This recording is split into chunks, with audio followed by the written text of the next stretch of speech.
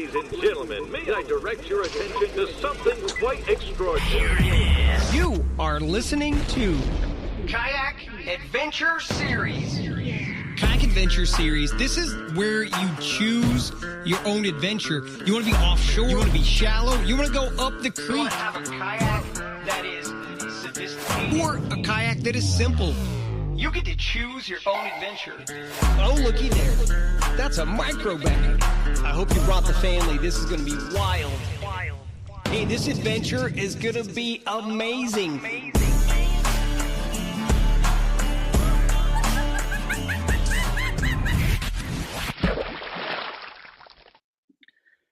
What's up, guys? We're back. It's been a while. We are back. It has been a while. But excited to be back and excited to, we actually did that intro pretty good just there. Like the music we cut, it didn't replay again. I unchecked the repeat box this time. Oh, there's a checkbox for repeat? Yeah. Who knew? You would think there would have been such a thing. If we could put a man on the moon, supposedly put a man on the moon. But yeah, that's why we need Billy. Then surely there should be a checkbox on not repeat. As people start coming on here, what's up, everybody? Dude, I know you have too, but I've been through it this morning. Anyone with kids out there, raise your hand. You know what I'm talking about. You're one of them. Man, you just don't ever know what your day is going to be like. You don't know. I got 2 sick kids. Where wife and I are swapping, taking them different appointments, and it's kind of nuts. And now he's not back from his. And so my little daughter's upstairs. Sick as can be, so hopefully I don't have to run. That's why I'm using the AirPods, so maybe I have to run up there and help her until my wife gets back. But anyway, I'm excited to preview the year with you. And how are you and your family doing, buddy? It's been all right. It's been doing a lot of traveling for the holidays, so it was nice to get home. But we got snow. There's freaking snow out there. I don't know what this is. We're 12 degrees cooler than the average temp. So it's kind of been ruining the fishing. I saw you caught a fish in snow. I did catch a fish. Yes, 2 days ago in the snow. I wasn't going to go out. And I was like, this is too good of an opportunity. And I got there and there was ice around the rim. And I was like, uh-oh. Yeah. Well, that was cool, man. I saw that reel. I was wondering if you were going to catch one or not, but looks like you did. Just to give you guys a heads up, what we're doing on today's show, this is I would call this, wouldn't you say, Jake? This is it's a little bit of a soft launch for 2025. Now we have the schedule, we have some of the information, eligible water. We don't have everything. All the sponsors aren't, the contracts, everything's not done. A lot of people knew some of the events because we did announce them, ahead of time. So I know a lot of people were like, oh, everyone's so late to announce the events, but they've been up. It's just we had to finalize some dates and shift some stuff around, and somehow we still have conflicts, but I think that was an inevitable. So. Yeah, for sure. The only one that we didn't have that was our TBD event. We're going to talk about today, the Midwestivus. It actually kind of got moved from Iowa for the time being. We still want to go back to that city in Iowa, but it's a long story. Don't want to get into it with a new person that took over, and they're kind of getting their feet under themselves there. So we wanted to make it easy on them, and let's just wait. But yeah, we're going to talk about that one today, and it's going to be a fun show, a good show. And like I'm saying, it's more like a soft launch of 2025 season. And then we'll get into the actual preview shows for each tournament stop, where we'll talk more specifically. We're going to try to stick to 5 to 7 minutes per stop on today's show. Preview it. I'll show you the website. We'll look at the eligible water, and then just kind of go from there. But before we get started, let's do. I don't have a home event. I don't have a home event this time because you got rid of Iowa. Yeah, you don't really, but I mean, there's several that are not too far away. Before we get going, I want to introduce a couple guests. I'm going to throw this logo up here because Raccoon Creek is back as the official sponsor of our live streams and podcasts. And of course, Dustin Hoy, owner of Raccoon Creek, who fishes all the KAS events, except for when there happens to be a hurricane, where his daughter lives in North Carolina, and he's a good father. So he goes and helps her and misses the brood stock when he and Robert Weicker were in the running for the team AOI. So, but it looks like Steve Baker and Ryan Parker just, it wouldn't have mattered. They kind of what Ryan did at the end at Broodstock. But let's bring Dustin in, and then I'm going to bring in another guest. We're going to quickly say to Dustin, bring in another guest as well, and then they'll stick around with us as long as they feel like they can. What's up, buddy? Hey, how's it going, guys? Cold. Hope the winter's treating you guys good. Yep, as good as it can up here in Northeast Ohio, but Yep. I'm at that point of the year where I'm doing stuff in the garage. That's my excitement. yeah, I'm getting used to it. Believe it or not, I'm actually getting used to. I wouldn't No. say like I quote unquote enjoy it or anything like that, but I kind of enjoy it makes you get stuff done inside and do the other business stuff and focus on stuff I wouldn't be if it was nice outside. I'd be trying to go do stuff outside all the time. I would never get to all this other stuff that I need to do. So it forces me to do it. So for that reason. That's a good thing. How has Raccoon Creek been, buddy? Man, I tell you what, it's been good. We're rigging boats and it just kind of we're doing some remodeling and just kind of just staying busy. So like you said, it's the winter time, so we can actually focus on fixing stuff we broke all summer and kind of just get our heads back together and ready for next year. So show season's coming up, so we're getting excited about that, kind of getting some game plans going, and I think it's going to be a great year. So I think I'm going to be. What's that show in Youngstown? What's that one called? That I'm going to be at with you guys. That's the Great Lakes Fishing Expo. Okay. That's the first one. Is that one pretty January? Big? It's pretty decent. Yeah, it's a decent show. Yeah. See, ours is coming up. Ours is 30 days away, but it just never is the size of these ones I see everybody else going to, which is crazy because like we're in like a fishing hotspot over here by St. Louis. Like it's literally like the catfish capital of the world, and like it's the smallest fishing show. I don't get it. That's wild. Nah, wild. The Youngstown one. This is the second year for Aaron to be doing it. So it's definitely growing. But last year they had a great turnout.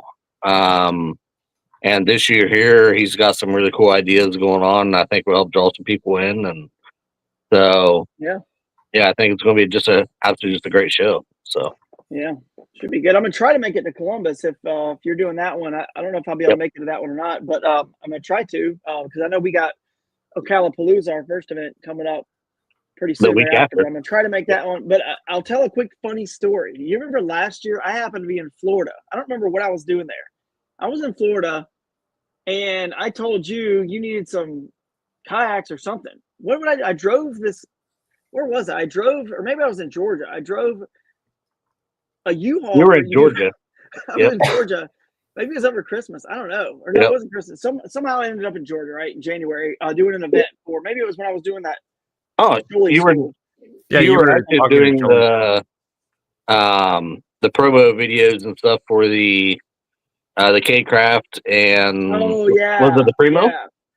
Yeah, maybe that's what it was. And then somehow you needed some boats or something for a show, and I was like, I mean, I got a flight already booked, but I guess I'll just drive a U-Haul. If you pay for it, I'll just drive a U-Haul all the way up to Ohio instead.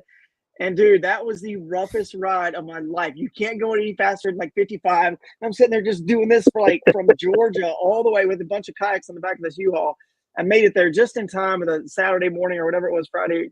Can't remember. Saturday morning. Yep. Literally an hour or two after it opened. So we got them there pretty much just in time. And I mean, it was one of the craziest adventures of my life, but all by myself there. But anyway, show season is upon us. Thank you for being the sponsor of the live streams again, the podcast. We're going to try to do them, pretty much weekly or bi-weekly, if not weekly. But just keep up with them and follow the series and all the fun we're having on the series. So go check out Raccoon Creek. I appreciate you because it's not like you're one of these companies that's, you do sell boats from people that live quite a ways. They come from quite a ways, of course, to buy from you guys because you guys are known as one of the best, shops in the region. But it's not like you're national, you know what I mean? Like a brand that's national, like GoPro or whoever that sells. So we appreciate you seeing the value in sponsoring this, which we are a national, kayak fishing tournament series. So we appreciate that, man. That support means a ton, and we couldn't do it without you guys. So go support Raccoon Creek whenever you guys need some rigging, need a kayak, need advice. These guys are the best. So thank you, Dustin, and stick around and let's talk about some of the events because you have a lot of. Can I throw out one thing real quick? Yeah.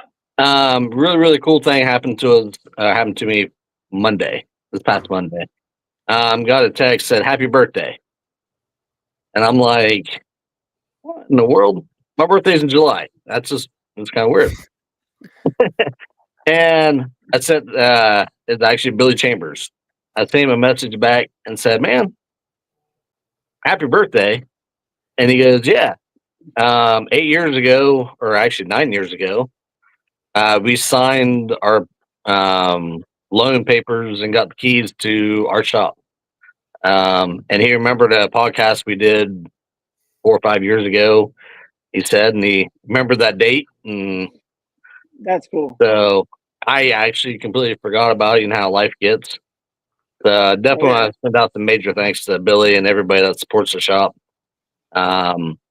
And we're 9 years in, so which is pretty impressive. So that is impressive, man. With the industry and how tough it is sometimes, it's got its ups and downs. It's cool to see you guys stick around and making it work and growing that community in this region. That's awesome. So appreciate you guys. And we're going to bring on Don Morse of the Autism Anglers, which is our newest. We switch up our charity every year. We raised, around $7,500 last year for the hurricane victims and pediatric cancer through the Punt Foundation. And by the way, the Samaritan's Purse is who we sent the money for the hurricane to. If you guys are just curious, we sent it to the Samaritan Purse. But Don, Autism Anglers, what's up, man? We're excited to be promoting your incredible nonprofit that you started. You have to tell us how it started because it's a cool story. But I will just quickly say that speaking of our friends, like Dustin just did, Billy Chambers, Steve Baker, you guys all know Steve, finished, angler or team of the year with Brian Parker. He always wore that hat, Autism Anglers, and it just always kind of stuck with me. It pops, it's got all the colors and it pops. And then when our son is going, possibly going through some testing and some stuff and just trying to figure it out. I was like, man, that just seems like such a great nonprofit to be a part of because it's not just about autism. It's like Autism Anglers. It's like our group too. So that was pretty cool. And then we just decided to go for it in 2025. So hopefully we can raise more money than we did for the pediatric cancer and the hurricane because we did have 3 events that were literally hurricaned out this last year. So our attendance was probably half of what it could have been. And that, of course, affects how many raffle tickets we sell from the kayaks. But Don, tell us about your organization. Appreciate you being on here. Man, I really appreciate it. No, it was great when you reached out to me and told me the story about meeting up with Steve and all that. And it's it really means a lot that we got people all around the U.S., Canada, actually all around the world supporting us. Wearing the gear and getting questions about it. So, but years ago when my son was 3-4 years old, we noticed that he was not keeping up with the other kids. So, we had him tested and, that's when I started learning about autism.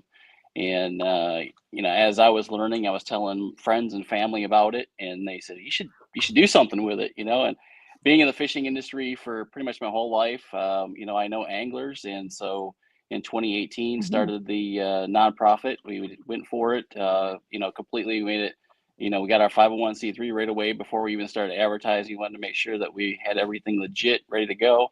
And, the main reason was just spreading awareness. That was the main thing we were doing, spreading awareness and acceptance to anglers who, out of all the people in the United States and Canada, the largest percentage of people that participate in any kind of activity is actually angling. So it's just a wide variety of people that we can speak to. And it's just more from there. We had people sending us gear to redistribute and we just kept doing that. And now we have our awesome anglers program.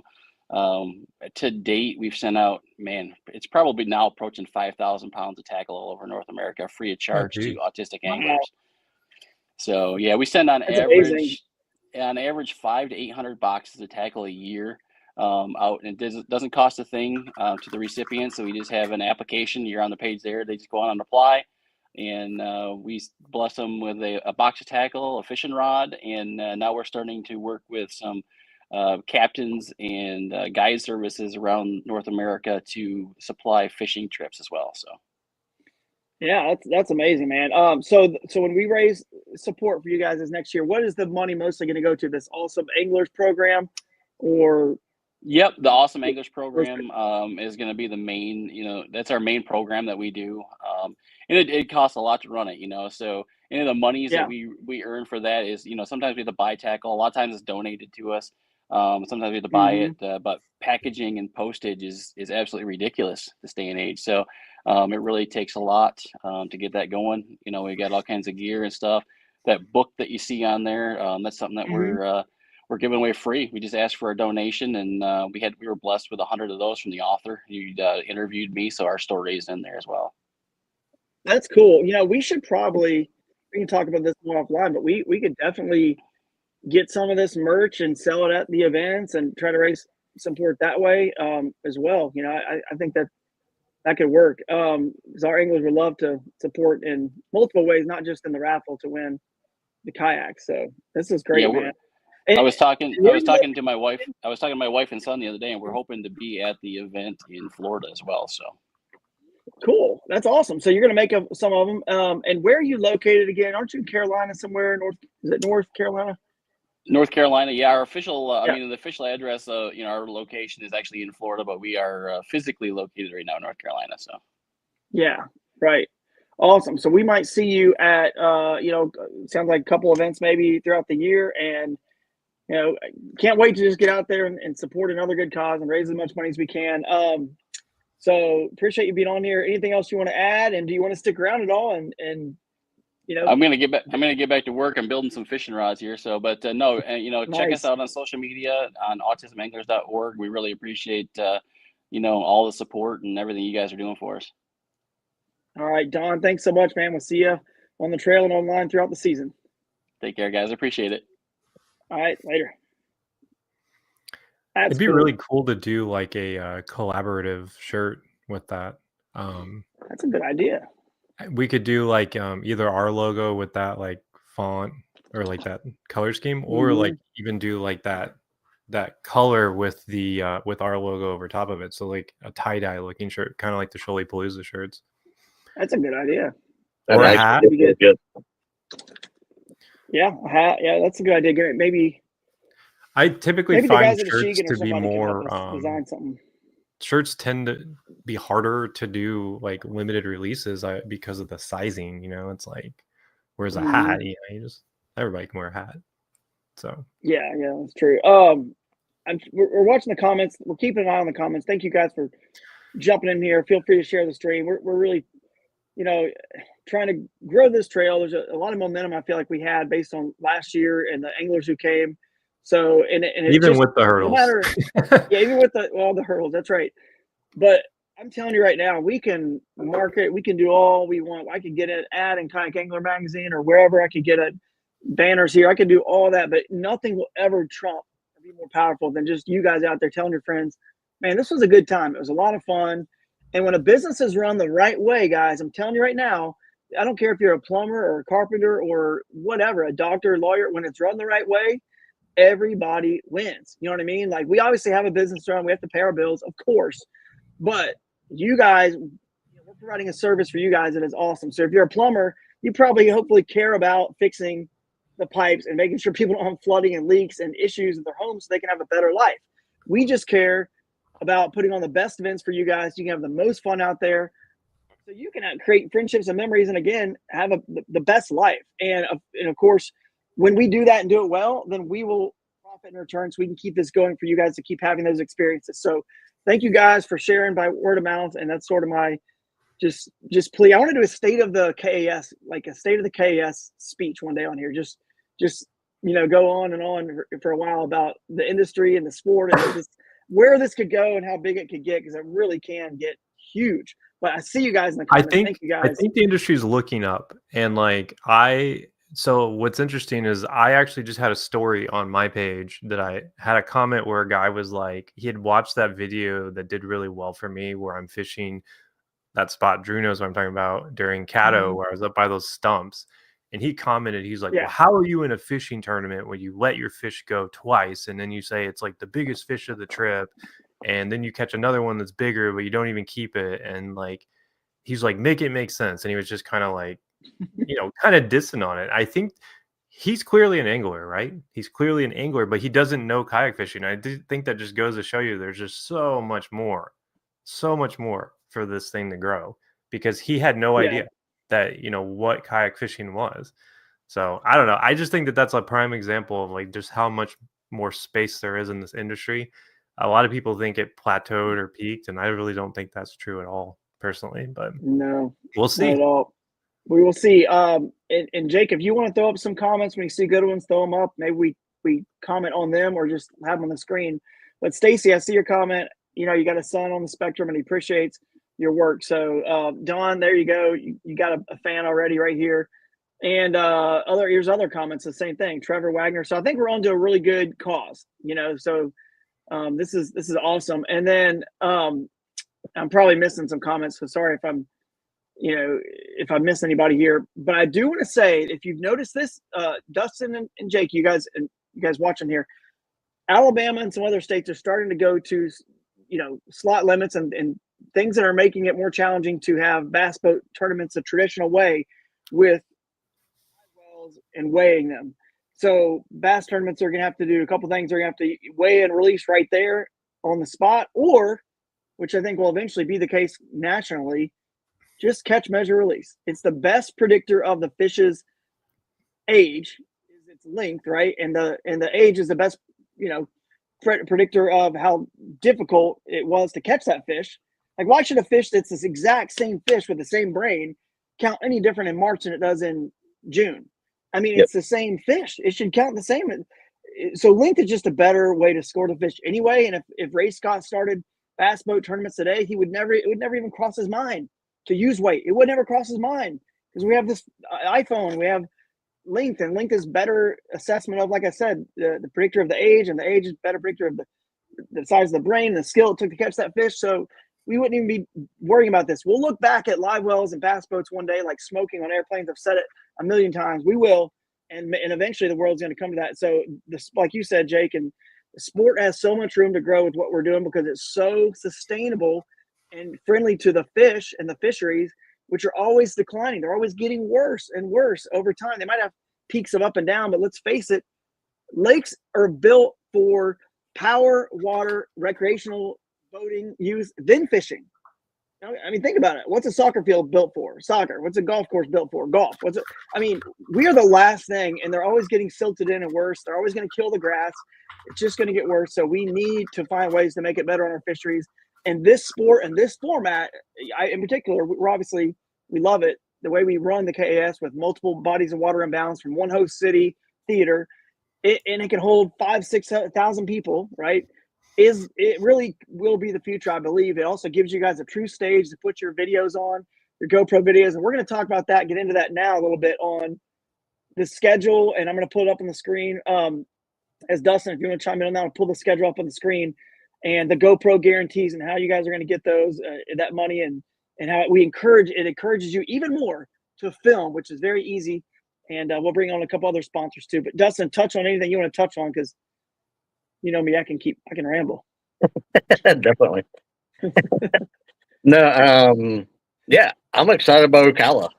When you brought that up, I think we ought to just jump into it. When you brought that up to me there last year, I think it was. Yeah. And yeah, but I also enjoy going to different places that I've never been. So, but Ocala is kind of a little bit of a home section for me. I fish a lot down in that area, so very excited about it. And I think the people that's coming to fish it will be very surprised at the quality of fish that's going to be submitted on this trail.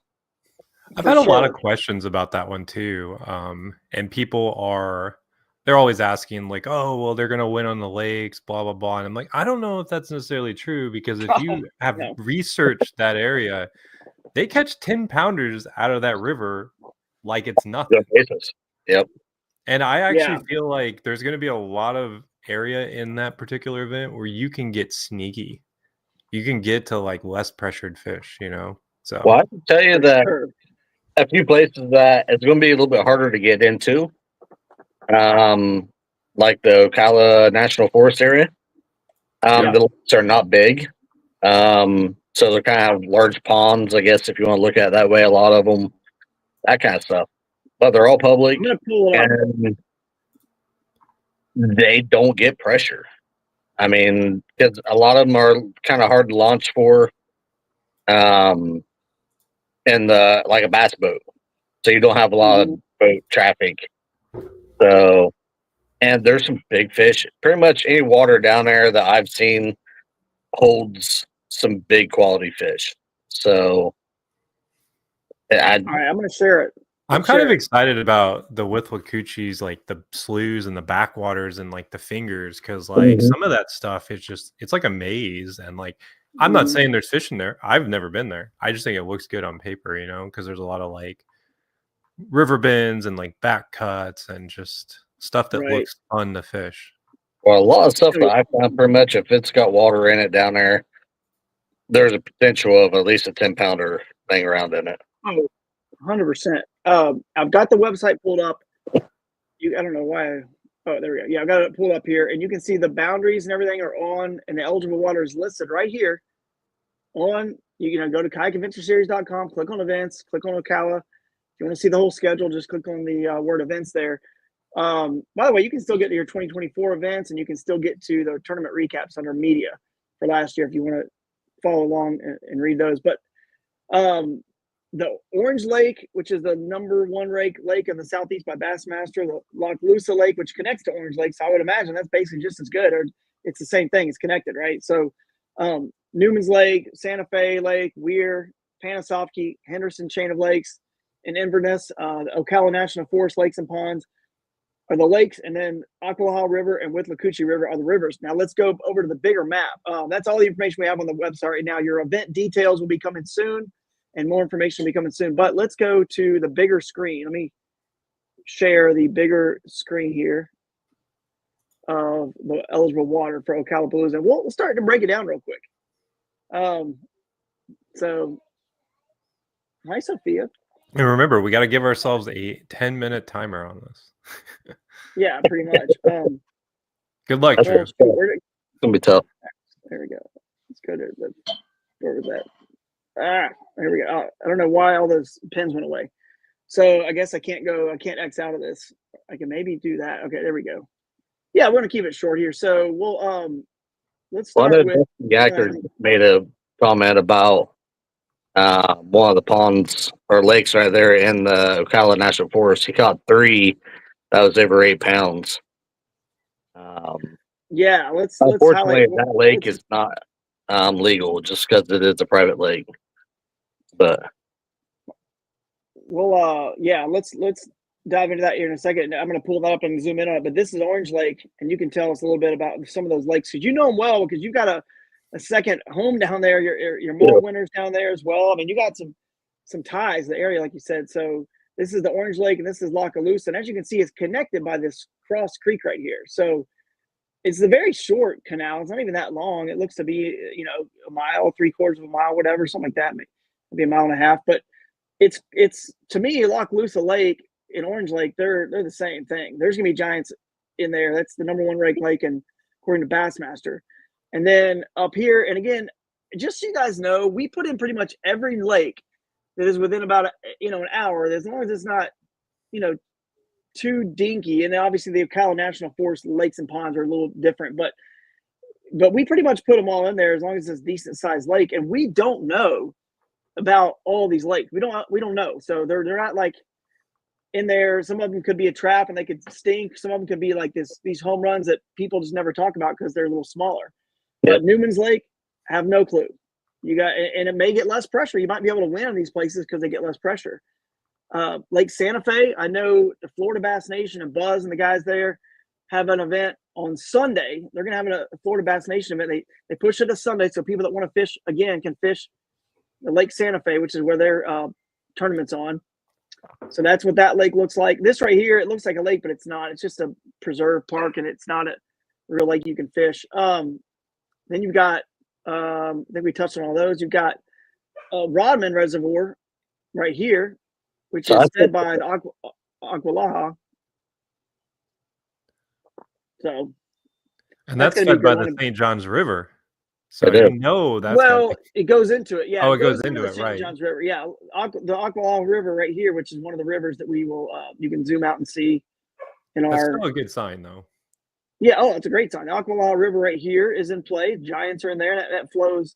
Now, Silver Springs from right here. You guys definitely should bring the family and come float the whole run on Silver Springs here. It's beautiful. You just can't crystal fish clear it, water. Right? You can't fish it though. Yeah, but it's got a lot of manatees and gators. You always see on Instagram in Florida is yes. that. Like, yep. Yes. Exactly. And then. But just don't take a fishing pole because you'll get in trouble. Yeah, don't fish that. Yeah, you can fish on the Ocalaha. Once it dumps in, you're good. You know, you can fish at this wayside park here all the way, up and down. And of course that Ocalaha actually gets fed by the Harris chain that comes out of Lake Griffin, which is the top end of the Harris chain. Yep. So this right here is or you can click on to see that's our upstream, southern launch boundary on the Ocala River. It flows south to north. So technically, guys, we didn't list it as a lake. Freaking messed up again, hit that thing. But technically, we didn't list it as a lake, but that's the very north end of Lake Griffin. You know what I mean? So really, technically, I mean, you could get, with a motor or even just a paddle, you could get up in the north end of Lake Griffin and fish any of this stuff here. So if you have some history on Lake Griffin, that's in play because it's not a real far paddle down to the top end of Lake Griffin. So I've done that a few times. Not bad. So yep, not bad. This here is Lake Weir, and it's connected with all these other lakes. Little Lake Weir looks like it's connected to it, so that's all legal. Again, I've eaten at that really good restaurant. What's that restaurant we go to over there, Dustin? Gator Joe's. Yeah, it's right. It's Gator Joe's. Yeah, somewhere over there is Gator Joe's Beach Bar and Grill. Great place to go, by the way. They got a beach there for the kids and the family to hang out on. It's a really cool spot.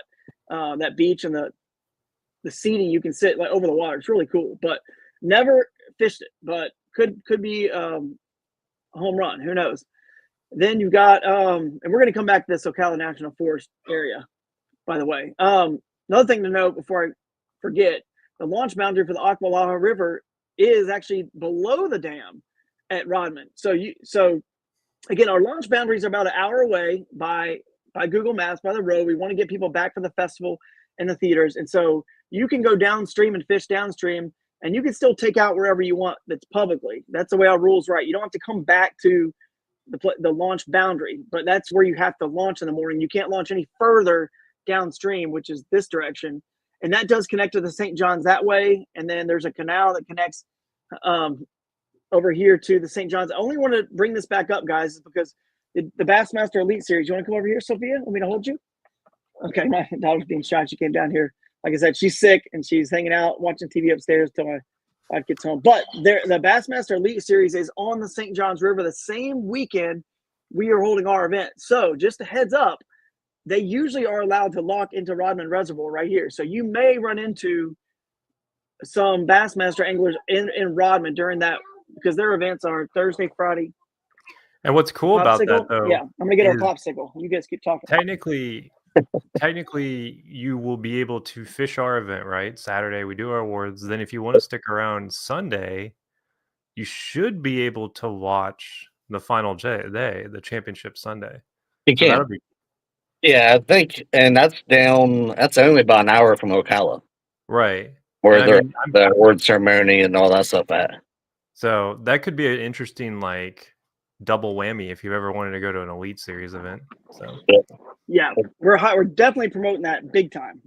They're start around 3 p.m. They're weigh-ins, and if you ever want to see an elite angler, as a matter of fact, I cannot guarantee or promise this, but there's a good chance that if an angler misses the cut, like a Steve Kennedy who fished the Ocalapalooza last year, our event, he loved the Kayak Adventure Series, he loved it. I talked to, who was it? Kyle Welcher. He was interested in fishing that Ocalapalooza and was bummed he missed out. There's anglers who may end up coming and fishing our event. I'm serious. If they miss the cut, they're right there. I mean, why not?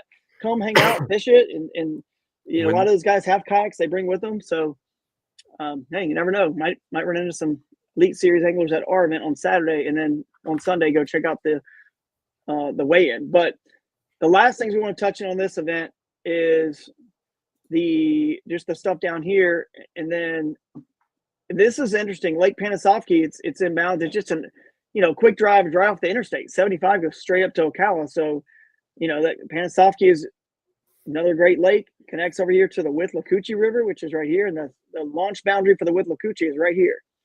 And the Withlacoochee, as you see, creates a bunch of lakes, and they're just wild. This is a perfect place to start for the Kayak Adventure Series because the water, as you can see, in Florida is literally just wild. I mean, lakes and rivers joining and giant fish, and it's going to be awesome. So the other thing that we're calling the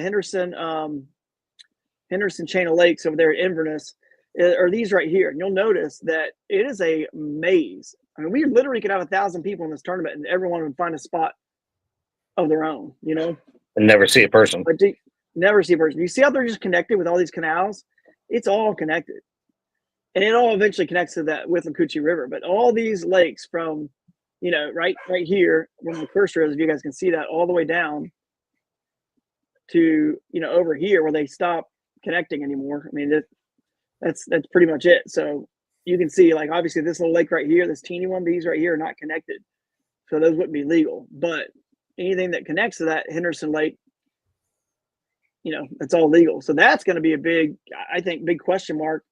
Withlacoochee River, we talked about, I showed you that. And then the launch stream boundary on the downstream side of that river before it flows into the ocean. We got you pretty close, about an hour away, and you actually would be in the headwaters of another lake here. So another sneaky lake, Lake Rousseau, which is one of the Withlacoochee and Rousseau are one of the top 10 ranked lakes in the Southeast as well. So it's incredible how many great fisheries are this close to Ocala. I mean, within an hour, it's unreal. And the last one is where, Dustin, you can kind of take it from here. We've got all these Ocala National Forest lakes and ponds. A lot of them are public to fish. Some of them might have easier access than others. Some of them might be private. So you have to fish for one as a public access, like this one here. I know is there's no public access. So talk about those lakes, and you can tell the story if you want about Dusty Yacker and when he crushed them down there one time. Yep. North Lake, you just kind of had zoomed in on it. I've got the house on it. It produces a lot of really nice fish, but I fish a lot of those little back ponds. A lot of them are off of like sand roads and stuff like that. Mm-hmm. They're a little harder to get in and out of. Mm-hmm. They look like it. Yep, but a lot of them. There's a boat ramp here. Yep, yeah. I mean, there's a lot of them that has boat ramps. Any 10-pounders in these? I would say so. Look at that little channel. That looks interesting. Yeah, which one down here? Yeah, that little I don't know. I don't know what that is. Yeah, what is that? I thought it was it's a house. See, it's a house at the end of A the lot of them have like little canals on them. They're kind of weird how they're kind of laid out. They're just dug out. That looks like a Jonathan Dominguez type scenario. Yeah, yep. It does. I mean, here's what I don't understand. Like, what about, like these lakes there here? You go, right like there. you said, have dirt roads. Yeah, dirt roads sand roads coming in, and then you have to basically road. drag into it. That's John's Lake right there. That's where he's going. Yeah, and that one looks shallow, but this one here looks deep actually. And there's like a little road here that goes to it. I don't know if it's a house or a public road, but you guys have all winter to figure this out. That is your goal. There is information, and we'll link to it on the website of these lakes and which ones and what kind of access they have. Just like all the WMAs we used last year at a couple of our events, you can get information on them.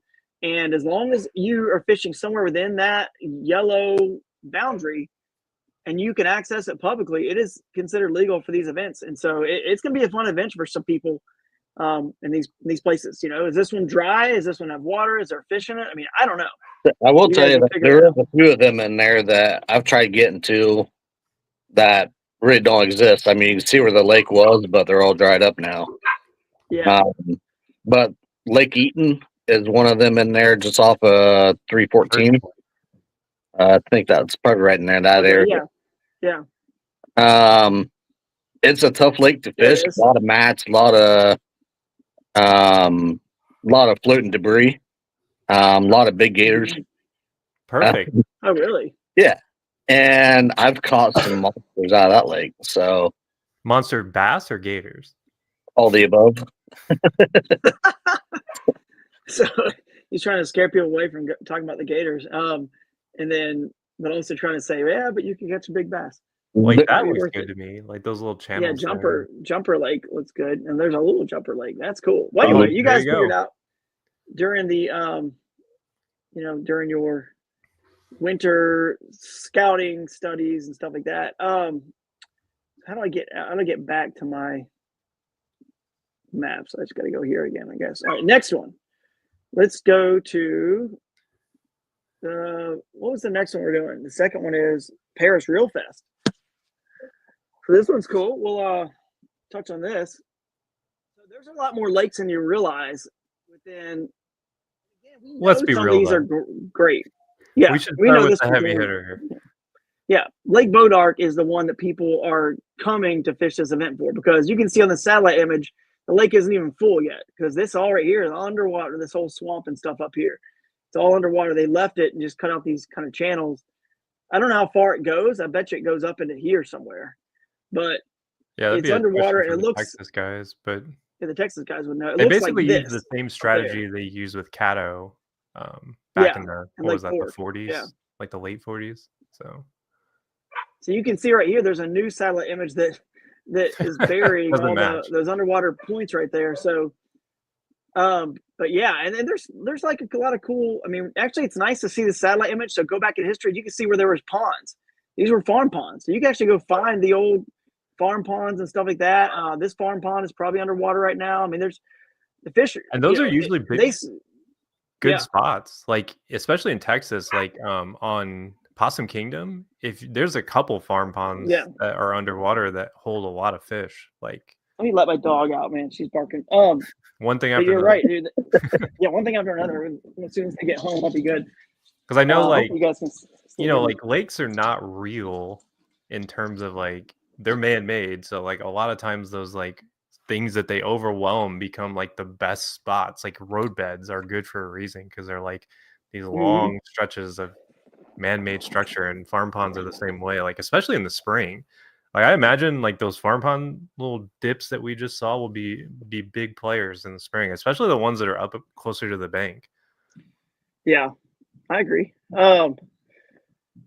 But that lake was stocked with for offspring. They're literally making this lake, obviously it's for water and power, but they are making sure this one is done from the ground up for fishing, because Texas obviously realizes how much money fishing brings to the state with Lake Fork and what it's done, and all the other lakes at the OHIVs and stuff like that. So the next one is Lake Bonham, right next to it. Small lake. Don't know much about it. People in Texas probably are yelling at the screen right now, and I'm not able to watch the comments because I'm zooming around on this map, but could be a winner. But it's for you guys to figure out. I mean, is Lake Bodark and all the pressure and all the recognition that's getting, and they're already catching 10-pounders. I mean, it will. I mean, 9 or 10. So I don't know if a 10's been caught yet, but I think so. I know 9s have. No time like the present, right? If there's 9. Yeah, that's right. In March, there'll be pre-spawn. It'll be the perfect time to be there.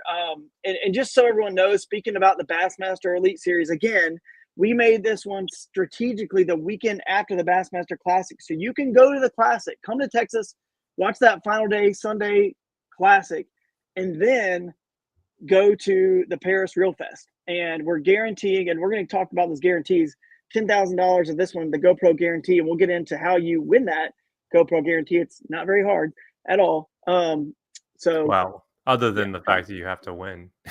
Yeah, you got to win. That can be tough. There's a lot of sticks in Texas. A lot of competition. He was like, "Oh, it's easy, guys. Don't worry." Yeah. Just got to catch a 10-pounder at Bodark. Hey, good news. My wife and son are on their way home from their appointment, so they'll be here soon and can take over and let dogs in, all that fun stuff. So my son Theo is watching. They're watching live on the road. So, hey Theo, how you doing? Hope your appointment went well. So Coffee Mill Lake, again, don't know anything about it. It's a 1-ramp lake. That's it. It's right there. You can get to the whole lake, small lake. It's Texas. There could be a 10 in any one of these lakes. This one here is similar size, Lake Crockett. Don't know anything about it. So I know it's got bass in it. I do know that much. The Red River up here, which makes the border, that is in play as well. Good luck. There's our boundary for it. Yeah, good luck. Good luck. We're not giving too much away there, but good luck. Yeah. Starting at the bottom here, you've got Jim Chapman Lake, just a short drive away, about 30 minutes from Paris, I think. Not too far. So it's a little bit bigger size lake. And then this little small one, again, Kayak Adventure Series, we use our trucks, Toyota trucks or whatever you got to get around. There are outboards. So why not include every little lake like this that's public? So I think this one, there's one ramp here. It's called Big Creek Lake. So some people, I think so river anglers. That Big Chapman Lake, if I'm not wrong, was it Jim Chapman? Jim Chapman is it's a pretty muddy lake from what I remember. Because I've driven past it. It does look murky. So if you like fishing muddy water, I think there are some pretty big fish in there if you like mud. Yeah, see that? Like that's what it looks like. It's got some wind mud. Mud lines and stuff like that. So if that's like your jam, like I could see that actually being like a good player. So for sure. The way I see this, think about river anglers. There's the big rivers that usually are in bounds at the events, right? And then there's also creeks that are also, moving water. Well, for us, we have the big lakes, and then we've got these small lakes we want to keep in bounds too, because they're great for kayak fishing, and they're kind of like the creek. The quote unquote creek is to the river angler, right? These small lakes are to the lake angler. So you got lake anglers who might like those big lakes, offshore humps, schools of 150 bass just munching on bait. Then you got guys who might just want to fish a small lake that's easier to digest for them to figure out, and maybe the bass just feed on bluegill. There's not really any shad or any other open water forage like that, and they don't like using live scope or electronics or whatever. So it's kind of nice that we get, again, our hashtag has been last year Chase the Wild, and we're still using that one, but we really are starting to lean into this because people kept saying it. We put it on our shirt, the Choose Your Adventure part of Kayak Adventure Series, because it really is choose your own adventure. Moving up to this another small lake of that similar size. It's actually like not really, I think what the name of this. It's just the Gamble Wildlife Refuge is what it's called, but it's public. It's a public little lake there. Another John Dominguez special, maybe. It could be. Although it looks a little big for probably a little bit too big for pretty small. Lake Crook. It's a pretty small. It's got too many coves for him. Yeah, it needs to be a round bowl. Pat Mays Lake is one of the bigger lakes in bounds here. You've got some nice bayou kind of looking stuff up in the headwaters of it. So there's a nice grass coming in there. And then if you go, there's the Red River we talked about. I will do like a specific event one podcast as well, where we'll get a little bit more. We're going to go into more detail for sure. For sure. We'll do that. But that's Hugo Lake, which is across the border in Oklahoma. And this is the Sulphur River right here. It flows into, there's the boundary on it, but it flows into, what is that? Right, Patman Lake, I believe. Yeah, over there near Texarkana. And that is it. Just two rivers, the Red River and the Sulphur River, and one, mega lake that I think people are excited to fish, and then a bunch of like unknowns and little gems that could potentially compete with that mega lake, because they might be 10 pounds, but they were put in there in 2019, and some bigger ones were put in there, not just fingerling. So they might be short and fat. They could be 20 and a half or 21 inch 10 pounders, but you might need a 23 in this event, 22, 23, 24s, which could be. You absolutely will. Other lakes. You will, yeah. So they'll be in the other lakes, unless you catch 5 20 and a half or 21s. But yeah, hang on. I'm going to get you. My daughter asking for another popsicle, I think. So I might have to get her another popsicle here. Let's go back. Good, because we need to move to the next one. Next one. Yeah. Next one is, what's up there? Oh, the South Boston Bassathon. So again, all these websites, all the pages are. Which is not in Boston. I've had 2 different people message me in the last 2 weeks asking why we were doing an event in Boston. I was like, it's not in Boston, it's in Virginia. Yeah, it's a different Boston, South Boston, technically, South Boston and Virginia, but it's really near the border of North Carolina and Virginia, so it creates a border war. And we'll kind of start with the North Carolina stuff here. Hyco Lake, these nice, cool, like I know the Carolina clubs definitely go there, the CKAs and other clubs in Carolina. Hyco Lake is cool. It's actually really interesting. If you actually start looking at it, there's some weird backwaters here that I think you can get to. I think it connects like way down here. It kind of like connects with some canal. There's a lot of just wild stuff there. But kind of like your Highland Reservoir looking, there's some, look like some docks and stuff on it, or some houses and some docks. So a little bit of everything on that lake. And then there's actually kind of a dam in the middle of it, which is kind of weird right here. You see, this is like a little spillway dam of sorts. I don't know if you guys can see that, but it is, and it separates it, and they call this one the upper lake or something. I don't know. Yeah. Or Hyco Afterbay Reservoir. So that's in play. And then Mayo Lake is over here just to the east. Mayo Lake is, again, very similar in size, similar in a lot of ways. Your Highland kind of reservoir lake. And we don't hear about them because they're not big enough for the Bassmaster Elite Series or Major League Fishing to go there. But trust me, they got fish. They got good ones. All the way on the very, very western side, we got the Dan River boundary. The Dan River goes right through pretty much South Boston. So, yep, Dan River, that's the boundary on the southern end, the launch boundary, and goes right through Danville, comes back into North Carolina again, and goes back up towards South Boston here. And then again, one of these kind of smaller lakes, we got, this is cool, this Bannister Lake. It's made off the Bannister River, and which kind of feeds into that looks kind of muddy. Dan River. Yeah, it's a little bit, well, right here in this, I don't know if they just had rain or whatever, but I'm sure it gets muddy. Because the Dan is more of that like rocky clear river, right? Like, because there's a lot of smallmouth in there. I don't know. I mean, it gets pretty stained. The Dan gets pretty stained too. But if you go further up it, then yeah, it gets rockier. The Bannister is more like a creek. It's a very small kind of like river. So, I don't know. Tyler's over here playing with stuff. Who knows what you're going to stumble on in this basement? Yeah, this could be a good like largemouth versus smallmouth type scenario. Like, yeah, I'm not super familiar with this area, but like I have seen the Dan reference for smallmouth. Mm-hmm. So yeah, they're in there. I mean, there's definitely, if you do your research, smallies are in there. You're going to catch, there's going to be a mixed bag. You're going to have some spotted bass and Alabamas, even maybe in some of these waters. You're going to have yeah, because those Alabamas have been creeping really, really far north up in that area, and I know that they're starting to like get really worried that they're going to make it into the upper sections of the New River, even because like I guess they're getting like scary close right now.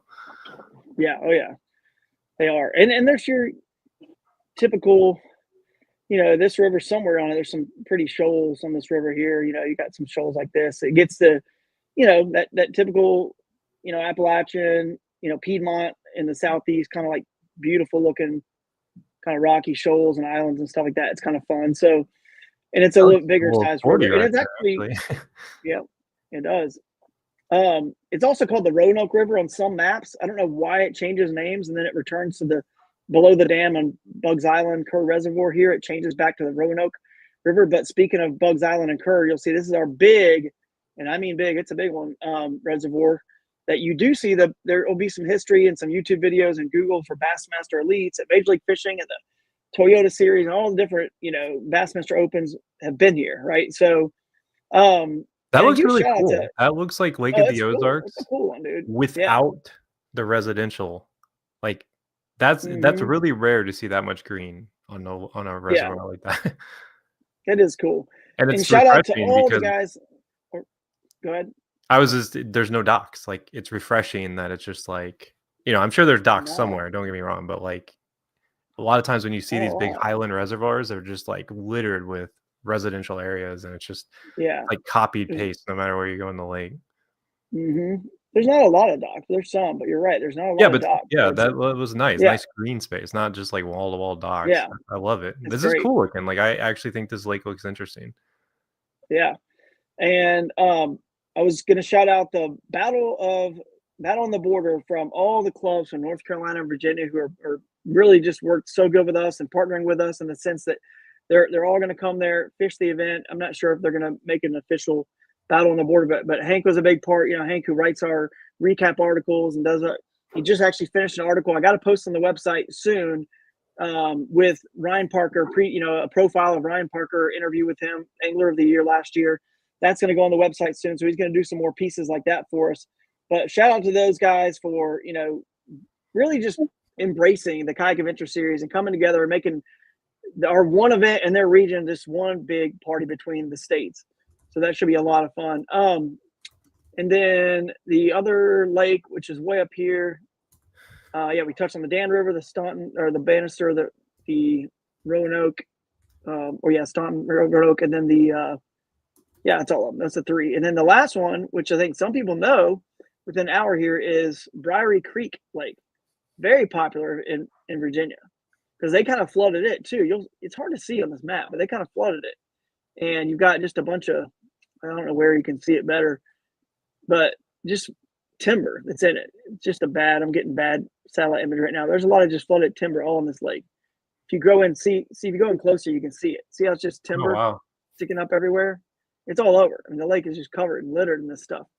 And there's some sort of I think horsepower restriction as well. So maybe, I don't know if it's paddle only, that's but my favorite kind of electric only. Yeah. But big fish have been caught with that. And Farmville right there is where, Yak Attack is based out of. So we're going to have hopefully a good Yak Attack presence and support at that event. Been talking to Wade about it. Everyone's excited over there. So, yeah, should be a good event, guys, for the South Boston Bassathon. What is next? What was that? Was that Dustin?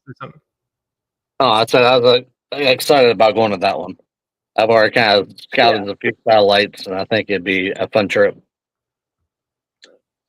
Yeah, it's going to be That's the furthest one for me, believe it or not, that one. Yeah. So what is next? Is that the Great Midwestivus would be next? Yes. I think so.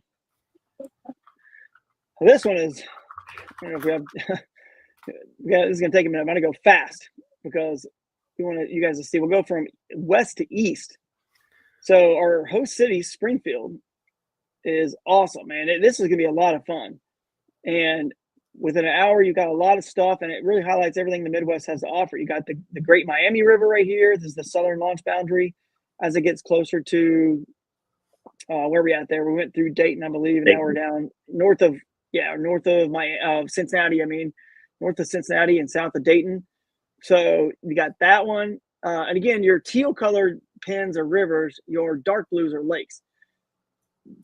So you got Caesar Creek Lake. And again, these lakes in Ohio are kind of like small, medium-sized lakes. None of them are nearly the size of that Bugs Island curve. They all add up to maybe one of those. So it's cool that we get to include multiple. Spring Valley Lake is this is your Jonathan Dominguez hole, Jake. That's your Jonathan Dominguez hole. Right? I mean, come on. Yeah, I don't know. That upper section of that lake has a little bit too much going on for John. Oh man, come on. Now he's getting picky. Man, Johnny's talking trash. We got 4 rivers right here. You got the Little Miami River. Don't gotta zoom in close to everything here, but you can see Little Miami is little, like a creek. And then you've got the Mad River right here. And they all go into that Great Miami River. Let's face it. We know that's the Great Miami River and then the Stillwater River. So those all kind of eventually go into that Great Miami, but it's cool that you got all these tributaries close by to fish. And some river anglers, like we talked about, they're more creek and small river guys, and some want that bigger water, down there around north of Cincinnati on that river. You got a lake here on the very top. It's actually Lake Loramie. So don't know much about it, but there it is. You've got the lake that, if you listen to our podcast, the Ryan Parker, Indian Lake. Indian Lake is where he grew up on, he said. So he talked about it being a canal lake. And I assume when you zoom in, there's a lot of, I guess it was part of the old Erie Canal system, stuff like that as well. So there's a lot of canals all over that top end, a lot of grass. So if you like grass, could be a winner. And the time we're going, guys, it's the June, like it was at 13th, 14th. So it's Father's Day weekend. Also my wife's birthday, so I gotta like do something for her on the 14th. But what better than to hang out yeah. on the shores of Kisser Lake? Yeah, Kaiser Lake right here. Kaiser. What better thing to do? And that one I do know has a motor restriction. It might be no motors. It might be paddle. I think it's electric. Only. Electric. Okay, is it electric? Yeah, I think it's electric. As you move over to actual, Springfield kind of proper here, you got Clarence J. Brown Reservoir. Again, small one, but a lot of cool, good looking stuff on that reservoir. That's a fun reservoir to fish. It does have some big muskie in it. So there's always a cat token, something like that too in there. Nice. And we're going to go check out. Wait, there's muskie in there? There is some big muskie. Dude, come. So I guess this is my home event. This is the closest one to me, even though I've never been there. Yeah. 4 hours. This is a small Madison Lake here. It's made by Deer Creek, I believe. Deer Creek feeds down, and Deer Creek is eligible, and it keeps going down and creates Deer Creek Reservoir. Lake, yeah. I've heard a lot of people talk about that, and I think it's just because I've hung out with too many Ohio people the last year. But that was one. Billy was talking about it, I think, and then our boy Creek Crawler was saying that it's a tough lake, but it's like an interesting lake. It's got some. So Deer Creek below this dam would not be in bounds. We might want to put a boundary there just so people know, because the downstream launch boundary on the Big Darby Creek and the Scioto River are right here. So if you actually wanted to fish Deer Creek, you'd have to put in here at Big Darby and go all the way downstream the Scioto and then go back up Deer Creek, which is probably too far. But just to make sure that's clear, you cannot fish on Deer Creek below that reservoir, just the reservoir. But Big Darby Creek, you can go all the way down to this point, which is an hour away from Springfield. You can go all the way on Scioto right here to this point, which is the big river that flows through Columbus.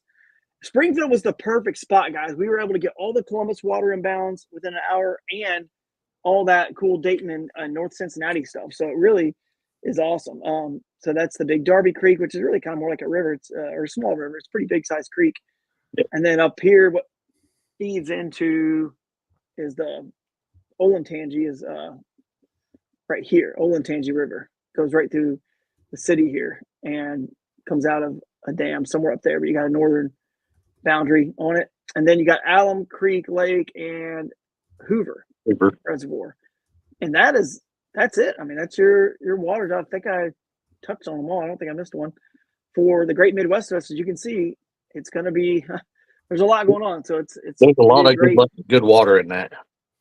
Yeah. Did I touch on this one way down here? Cowan? Yeah, the farthest south Cowan.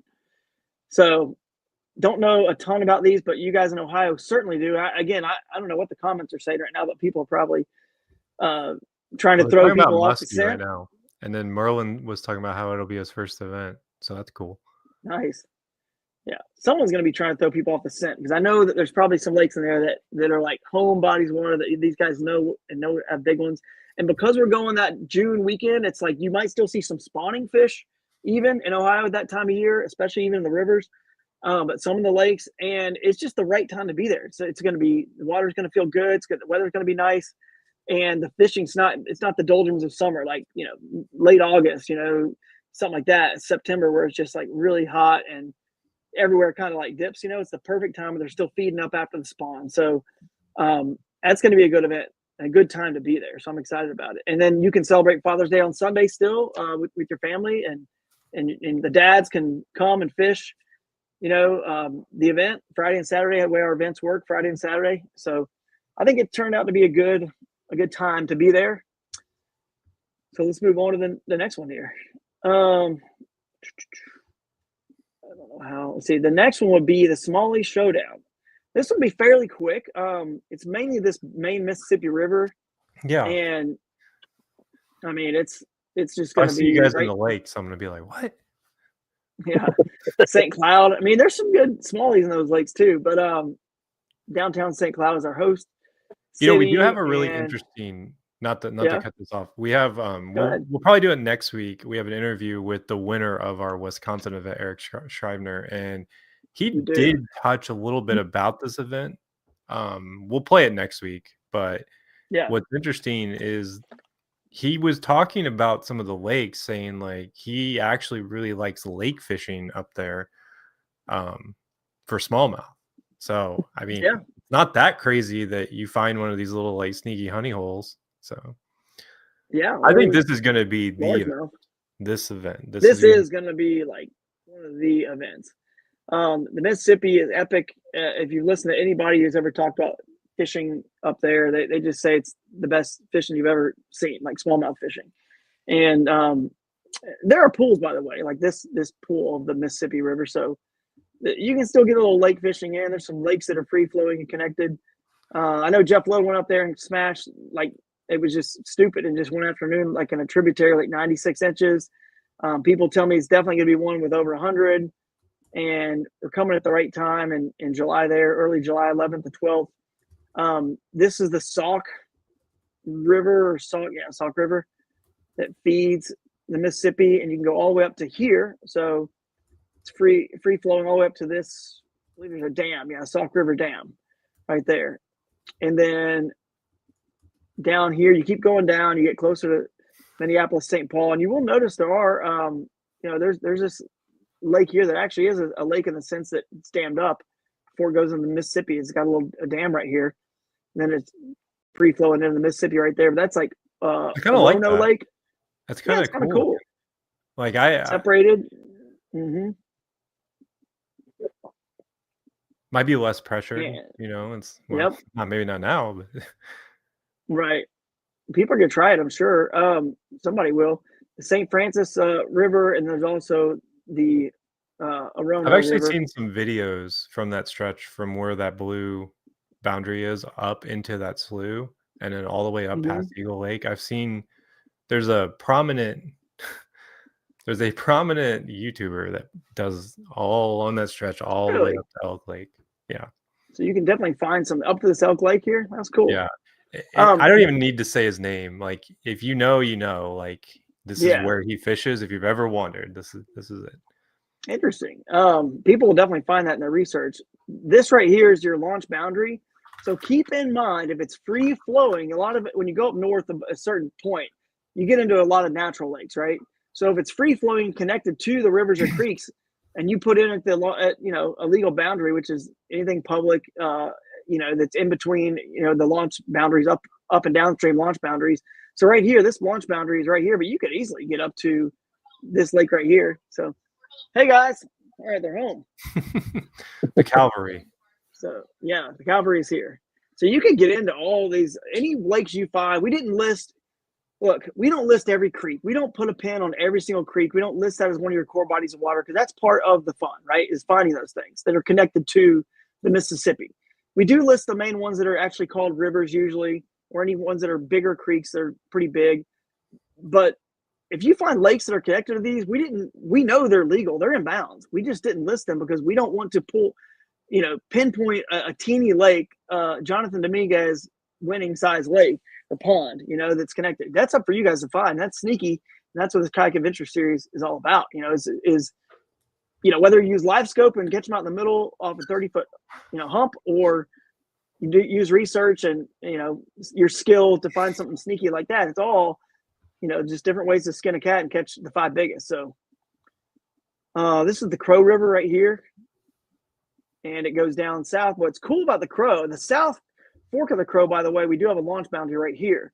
But the cool thing about the Crow, it's a pretty decent size river. If you keep following, it actually starts going back up towards like the headwaters here. It goes actually closer and closer to, look at this, towards it's a closer distance as even this bridge right here, way upstream around Kingston. I don't know if it's even floatable at that point, but it looks like it's a small creek at that point, but could be some fish in it. But you can get, what I'm saying, it actually gets closer, as Google Maps go to our host city there. So that'll be interesting. And again, anything that's free flowing connected with that, if it's a lake or a pond, would be in bounds. So, and that is it. I don't really know anything else to say about this one. I think the main Mississippi is going to be the star of the show, and it will be a star, trust me.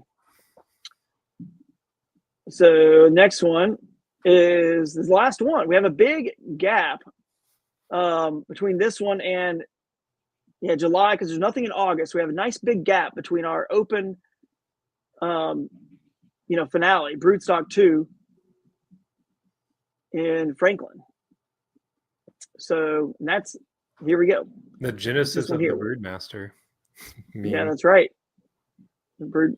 Starting with Pymatuming. That's the one that's connected with Ohio there. And a lot of events are held on that lake. So I think people are familiar with it. It's got some really nice bass in it. Just the south here, again, all within an hour of Franklin. Shenango Reservoir. You can even get to some of the river, or even you can call it Lake River. Looks like river. Right at the border of Ohio. You can keep going up and get, further up that one as well. I don't know what's in it, but you guys will find out.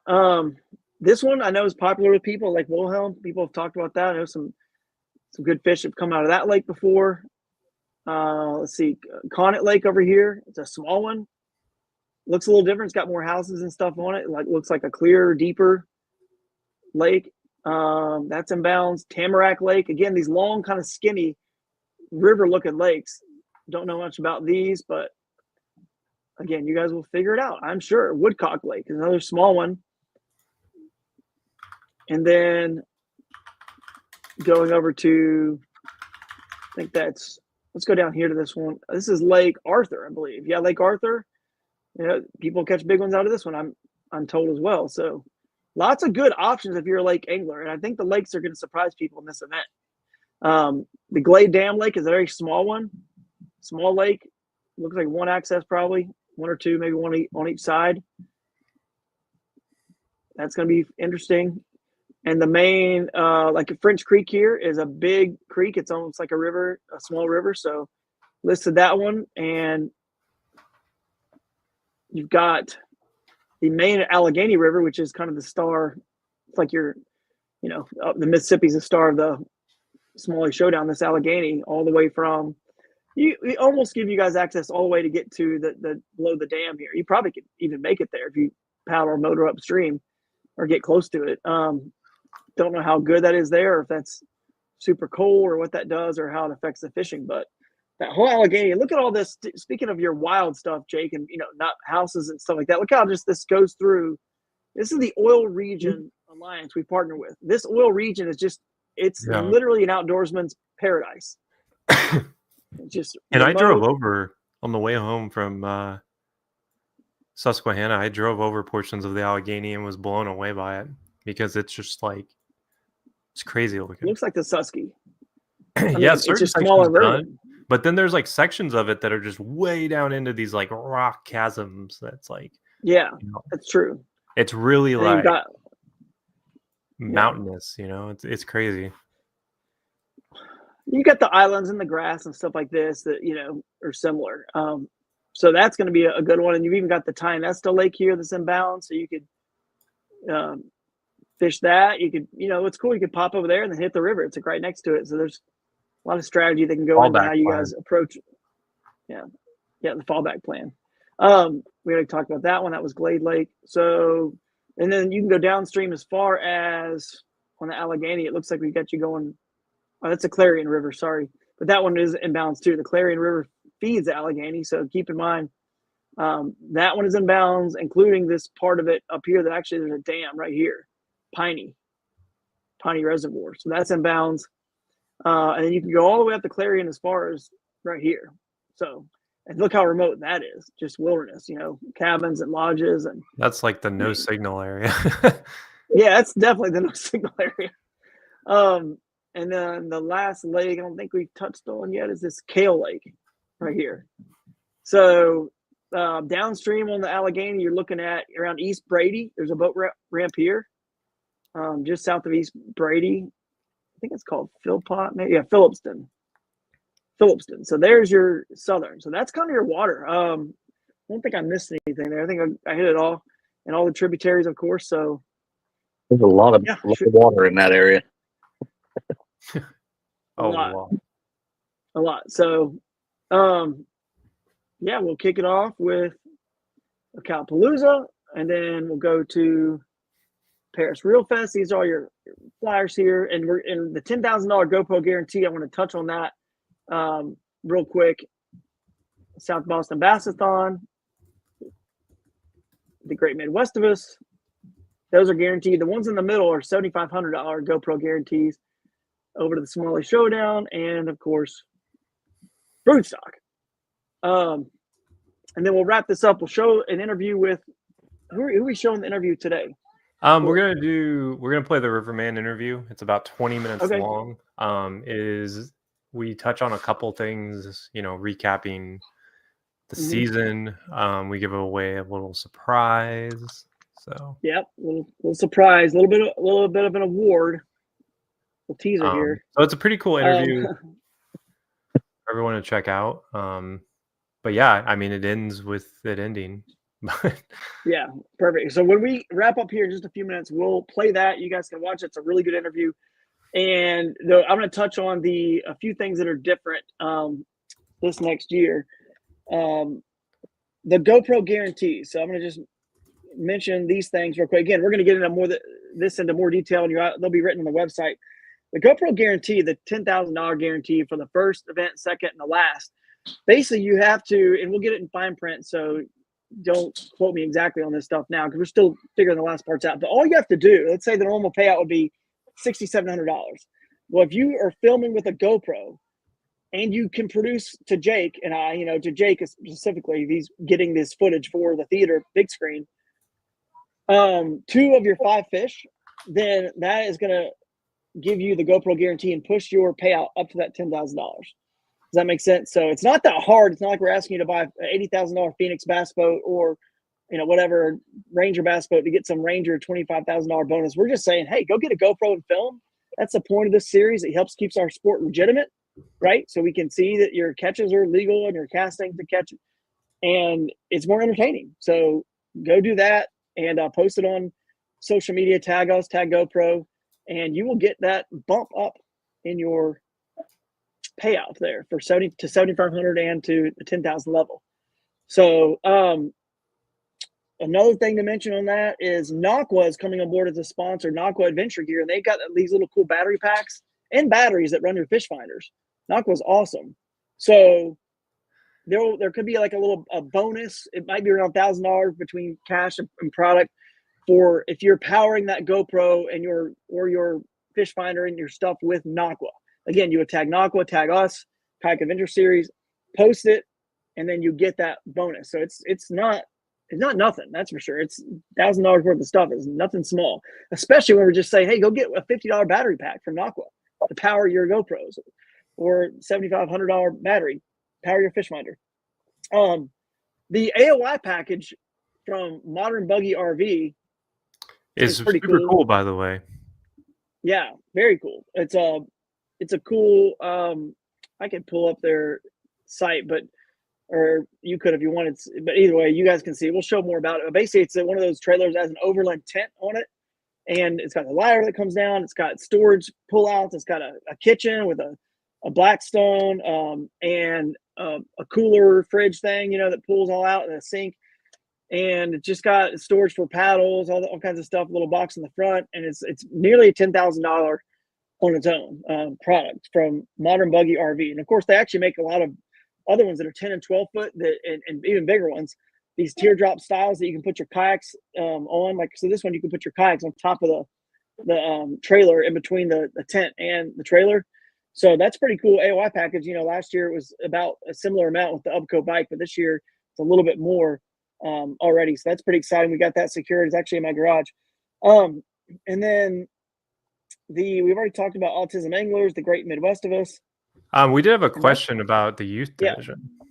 So from Elvis Lee. Yeah, we're going to do a youth division. We always are going to do a youth division. So, we got to figure out how to get more youth involved. I think that is probably going to, we might bump the age up a little bit to make sure we can get all high school anglers, because I think a lot of these high school fishing teams, like at Georgia, we had a lot of youth at that event because high school fishing teams, their coaches found out about it and got their anglers in the event. So we might bump it up a little bit for the age, and we're definitely gonna have a youth division for sure. Always recognize the youth. We want to promote them and grow, the sport. Obviously, and youth are the future. So no problem on that, Elvis. And hopefully we'll see you and your son. I'm sure they're gunning at that Minnesota event. I'm sure they'll be at that one, of course, and maybe other ones.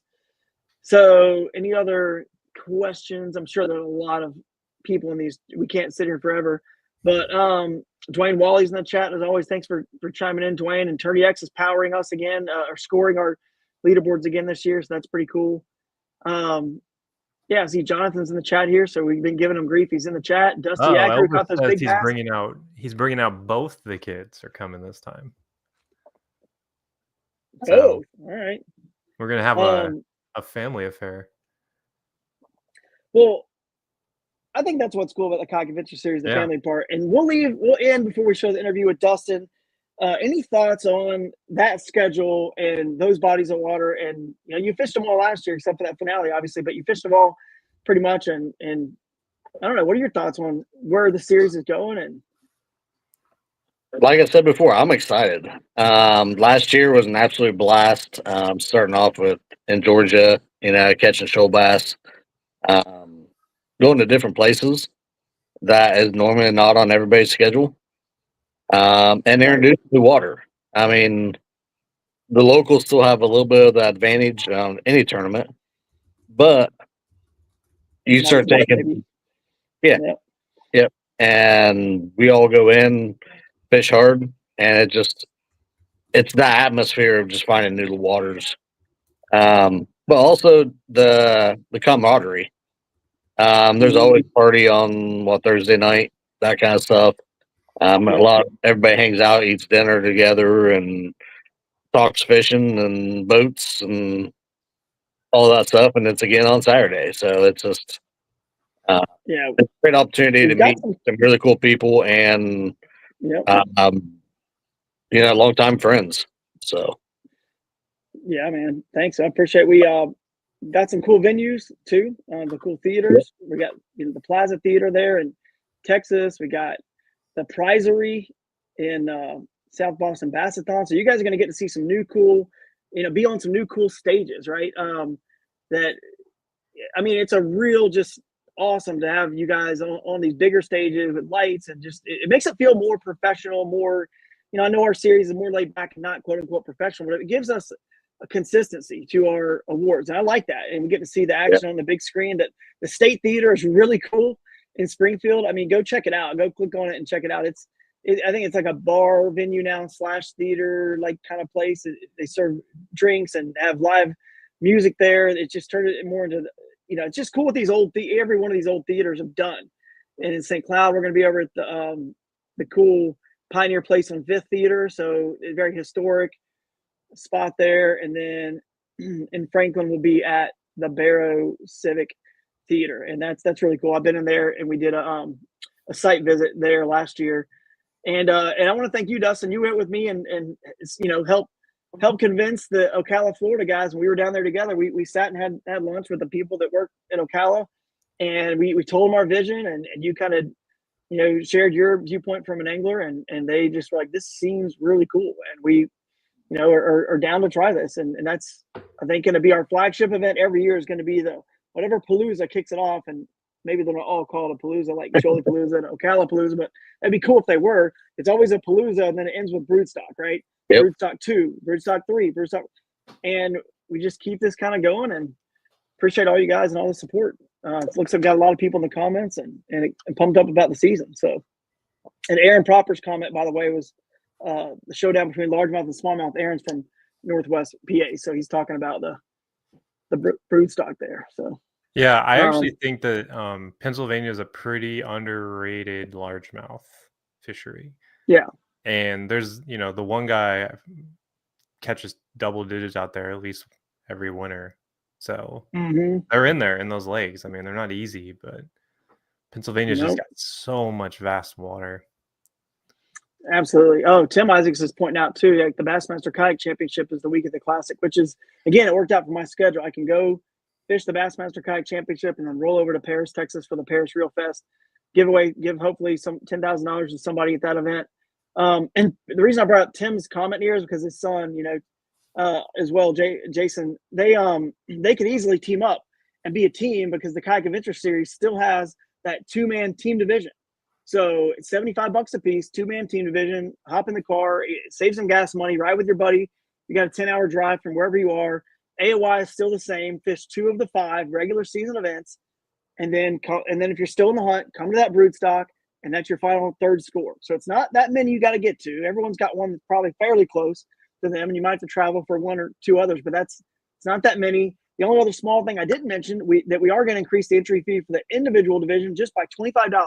So instead of $150, it goes to $175, and that's to help us kind of cover the getting people to this GoPro guarantee. We'll have a minimum number of people, but it's not going to be very many. It's not like we can't give away 10 grand if all of a sudden 50 people show up, but we're also not saying we need 250 people to give away that to get to that guarantee. It's a very small minimum we got to hit, so we'll hit it at every event, I'm sure. But just in case we have some crazy hurricane, we learned a lesson last year. Something comes up out of our control and the numbers go way down. We've told you guys, well, $10,000, we didn't put that on there. Then we're like, obviously, hosed at that point. Maybe there is no more kayak adventure series, but yeah, this is fun to have like Jason both at the few of these shows or events. So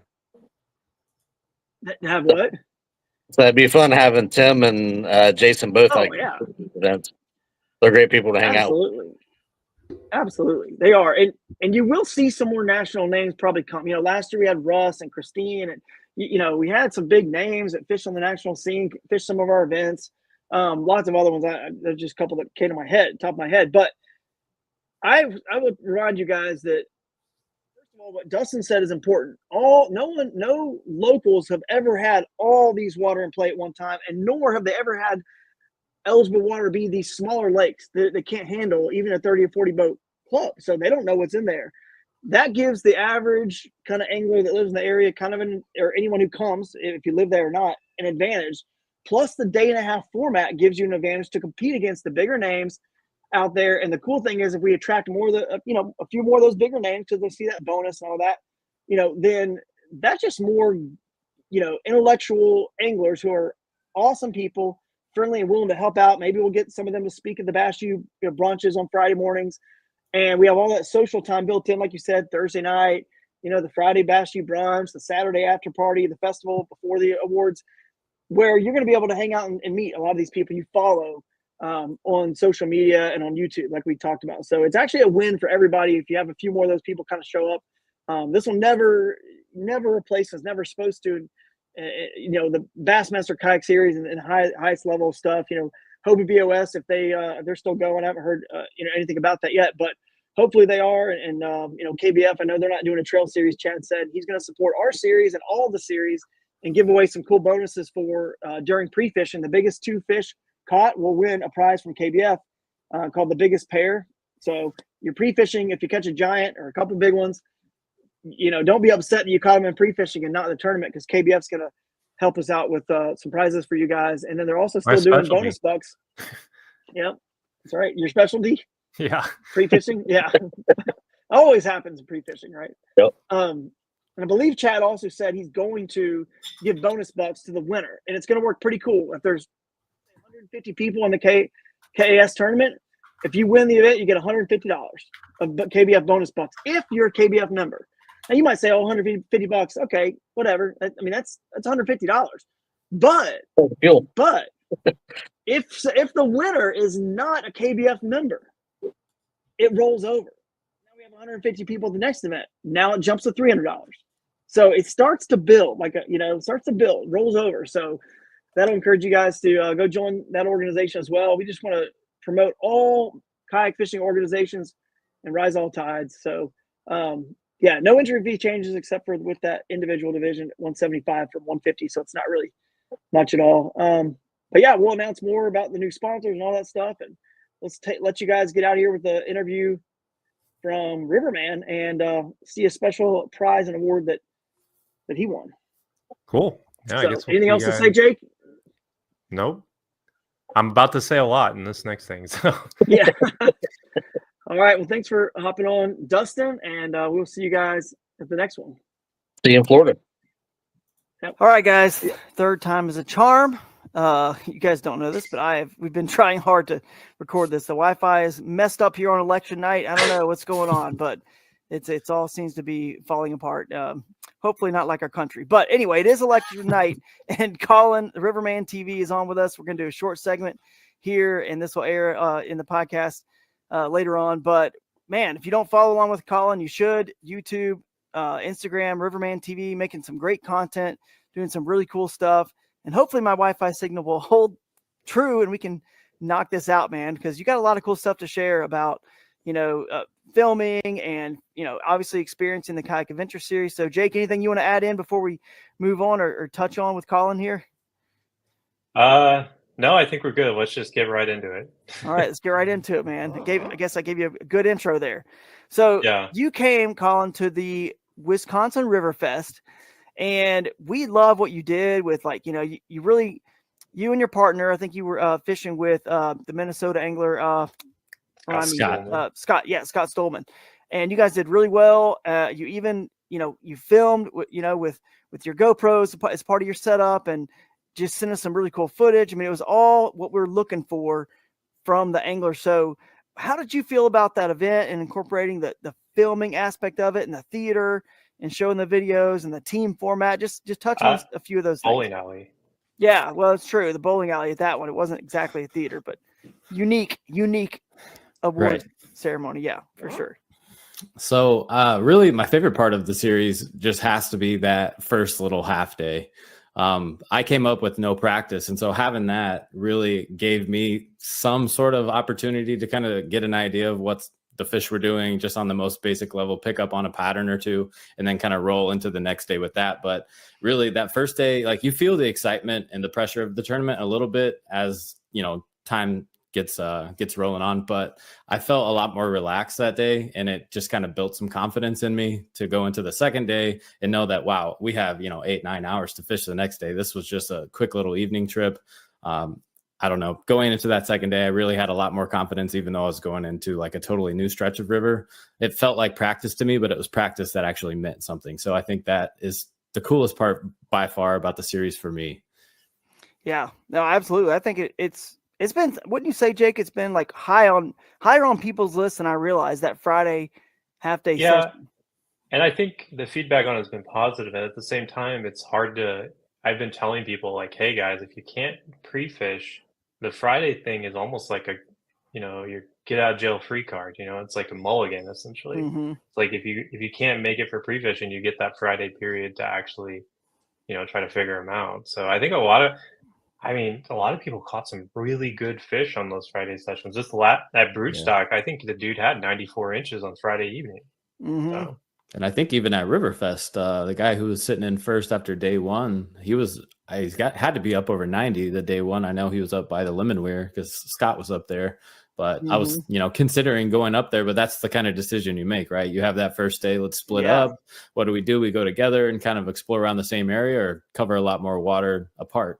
Right. And just to clarify, it wouldn't be the same if it was, the Friday 4 hours and you had to get 5 fish or at least 3 fish that day. Mm-hmm. It's just 5 fish between the Friday half day and Saturday. So that's what gives you this laid back sort of feeling of just, and it's kind of nice to have to get up super early too. You know what I mean? Like you're all just kind of there at the Bash U brunch, getting breakfast and hanging out. And then all of a sudden, Drew would like that. Yeah.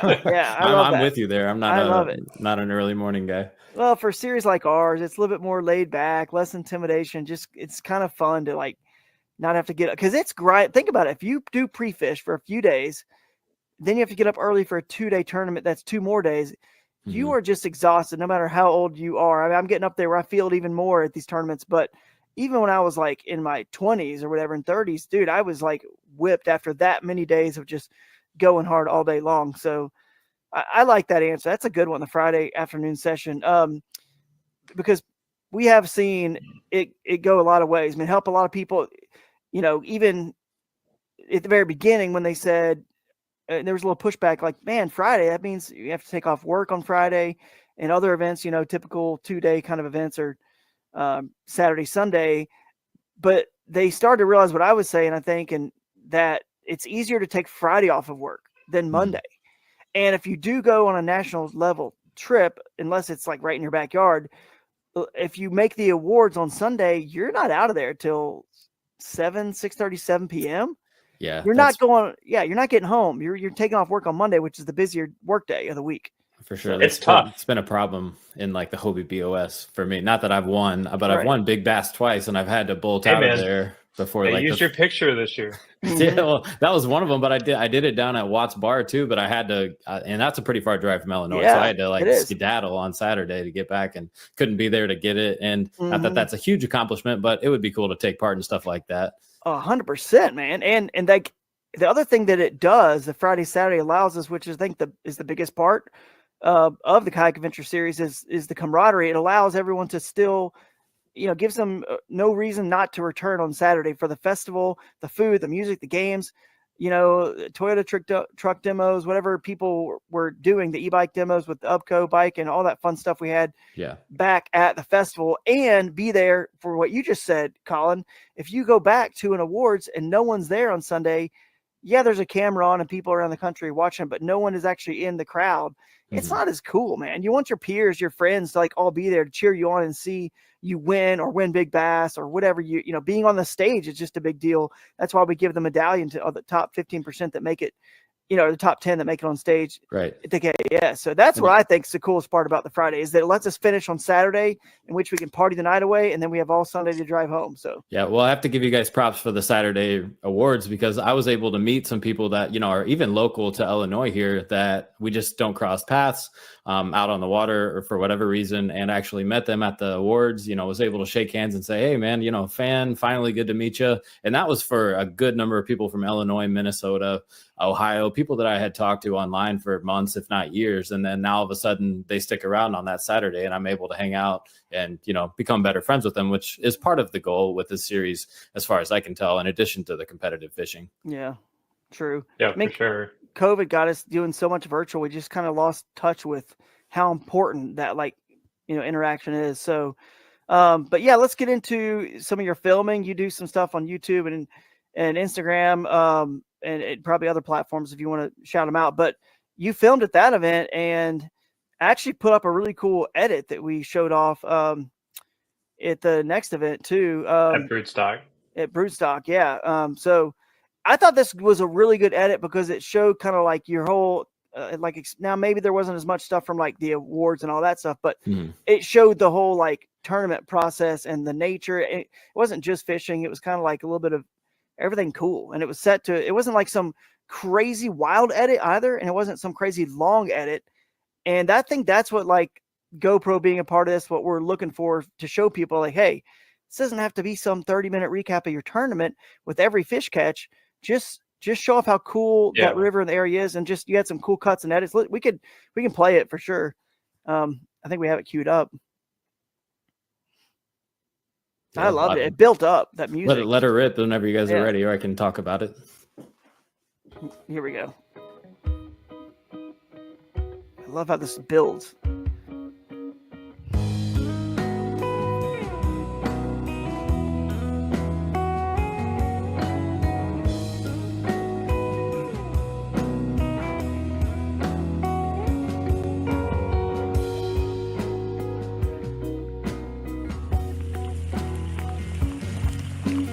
I forgot it rained.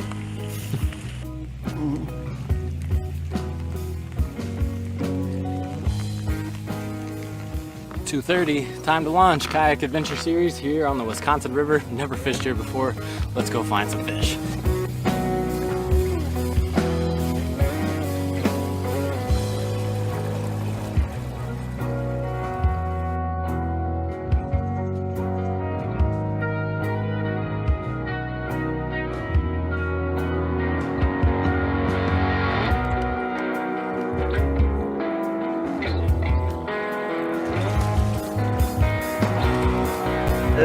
Love that.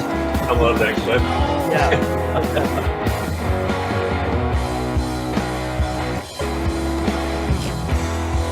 That's a good one. Oh. They were crazy that week. Yeah. You can tell.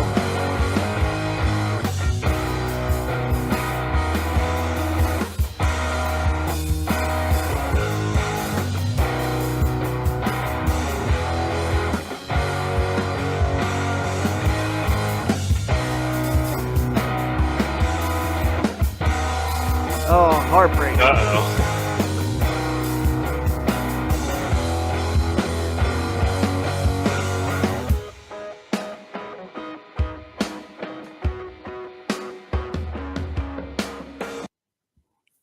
That's cool.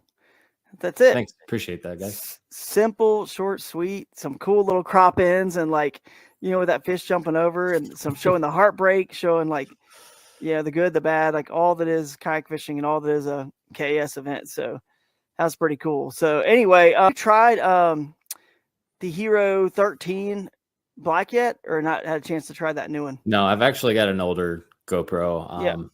I think it's a 7 Black actually. So it's significantly older, but it still does the job. The stabilization is good. I just like how it works for me. Well, we got a little announcement for you. I don't know. This is the GoPro Edit Award. It maybe doesn't look that great there with all of us on the screen, but that's the GoPro Epic Edit Award logo because we are going to award you the overall year-long competition that GoPro had. We shared that clip with them, and they loved it. And we've been announcing if you tag GoPro and Kayak Adventure Series, then they're going to give away the winner is going to get $1,000 in the latest GoPro. So we're excited to announce that you are the winner for that epic edit right there. It wasn't something crazy like people thought they had to do. It was just, but it also wasn't just a single clip, but it could have been. We certainly looked at a lot of those and considered some, just a one uncut clip. But yeah, man, you're going to get that Hero 13 Black. They might send you the legit kit, which has all the different lenses and everything. And that's awesome. I've been filming with it. I love it. Sounds like you need to upgrade anyway. So yeah, I would love an upgrade. Yeah, that's awesome. And they're going to send you $1,000 too. So thanks for tagging Kayak Adventure Series and GoPro. And thanks for being a part of the Kayak Adventure Series. And this is the kind of stuff, guys, that you can be a part of. So pretty exciting, man. So well, that is exciting. I didn't know coming into this that was going to be the case. So thanks to you guys. Thanks to GoPro. And really, as far as like the filming goes, like, if you guys have seen any of my videos or the channel or anything, I don't have a whole lot of fancy gear. I've got a camera behind me, a camera in front, another GoPro that I'll keep down to my side sometimes, and then a phone. I just recently got a drone, but that, without that even, you can do a lot more than you think. And you just have to be a little bit creative with how you shoot some things. Now, 2 cameras are like static, right? Always in the same place, but you can always think about that third angle and what you want to do with that, because that's something you can cut to. That's not going to be like your main video every single time you go out and record. And I think people underestimate how difficult it is to come up with like a full YouTube video. Like obviously I've made some, recorded a lot of stuff, but it's difficult when you start getting that second and third camera in there. Like I've been running a front camera pretty exclusively the last like half year. But before that, it was just the one in the back. And I realized how limited you are when you only have one GoPro. And then I was like, but what if I had a third? And it's just like, once you start going down that rabbit hole, because then you're just like, you got to worry about 3 GoPros plus 3 SD cards. Yeah. Those SD cards will fill up fast. Yeah. File management is no joke. And I didn't realize until you start recording in a little bit higher resolution, and then you are, I'm coming off the water, like let's say up in Wisconsin, right, for the tournament or fun fishing. It's a 9-hour day out there, 10 hours. You drive to the hotel, and then the first thing you have to do is offload all your footage, because otherwise you're not going to be able to record the next day. And then if you do that day in, day out, like I did 7 days in a row this summer, and it was like just exhausting. I'd be getting back at 11 p.m. and having to I need to buy wholesale hard drives, because it's just, I feel like I always need another hard drive. I know. Yeah, same. I am with you. I was going to show this. Sorry, I didn't mean it to come up already, but this is Hero 13 footage here. That looks like a cool spot up in Michigan. Yeah, right.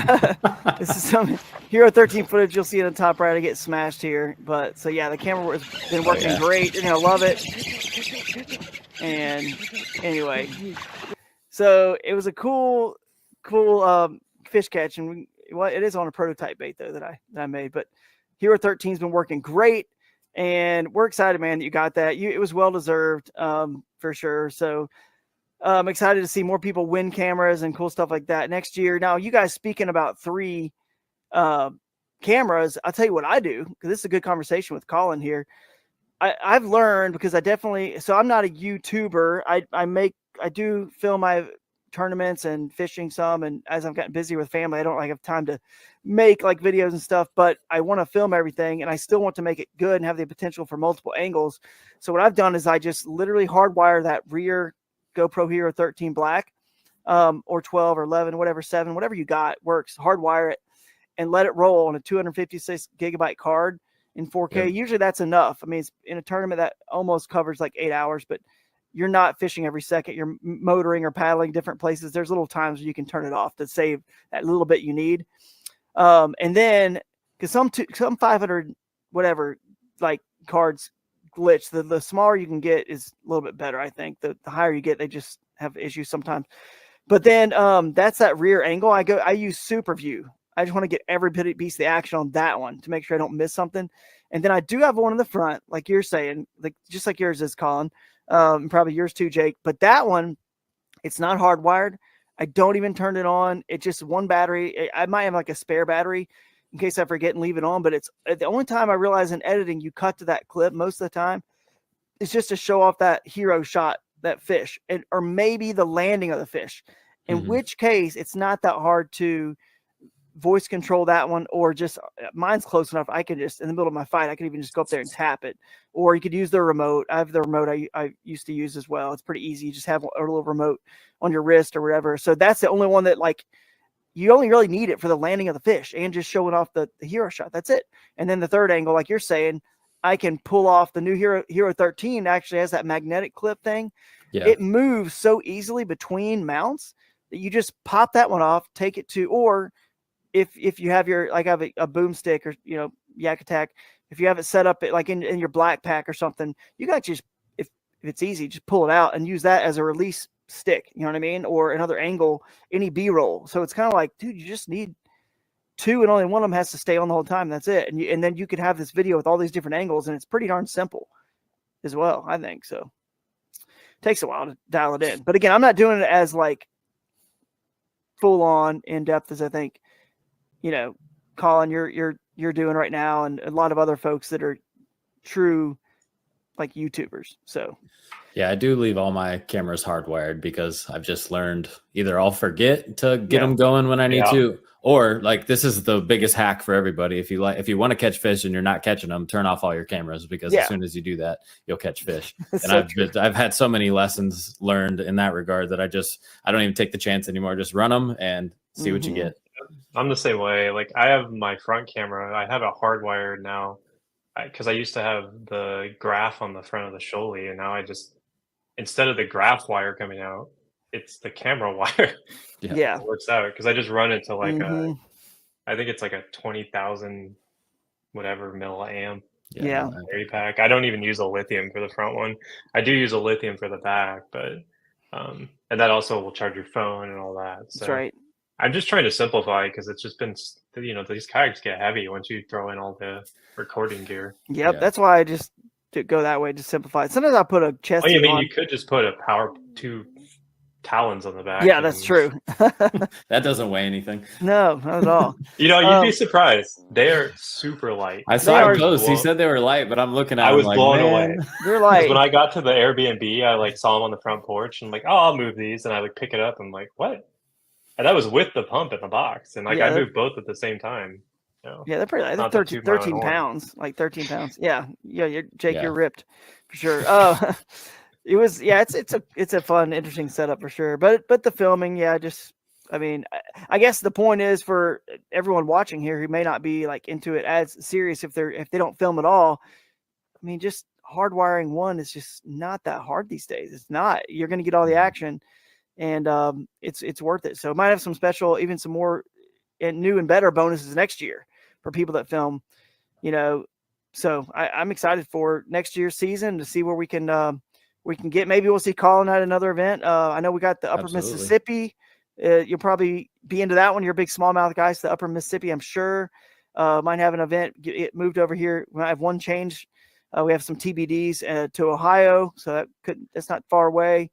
Even the western part of PA is not far away where our broodstock is. So there's definitely several within your reach. And of course, people are always looking to get to Florida, in February with our kickoff event, Ocalapalooza, 21st and 22nd. So maybe who knows where we'll see the Riverman. Rivers are all over the country. So Riverman might show up anywhere and everywhere because we allow rivers, lakes, creeks, all the above in Kayak Adventure Series. But hey, before we let you go, it'd be crazy for us not to talk about your kayak because, it's a Crescent Kayak Shoalie. Obviously, I'm a little biased to that boat since I designed it, but it's cool to see real, true, hardcore river anglers like gravitating towards that boat. Crescent's a sponsor of the Kayak Adventure Series, so no matter if it's a Crescent Shoalie or any other brand kayak, we have multiple sponsors. New Canoe, Old Town, Bonafide. We have Feel Free. Lots of great kayak manufacturers on board. But anytime we talk to any angler that fishes out of one of those brands, we want to get a little bit of their insight on the boat they're using and why. So tell us about why you picked the Shoalie and how you've been enjoying it, whether it's under power or paddle, because it seems like you do a little bit of both. I do. Yeah. So I think the biggest reason I bought the Shoalie was the open deck. So that was like the number one thing that I wanted coming from a topwater PDL is the pedal drive is kind of like in your way.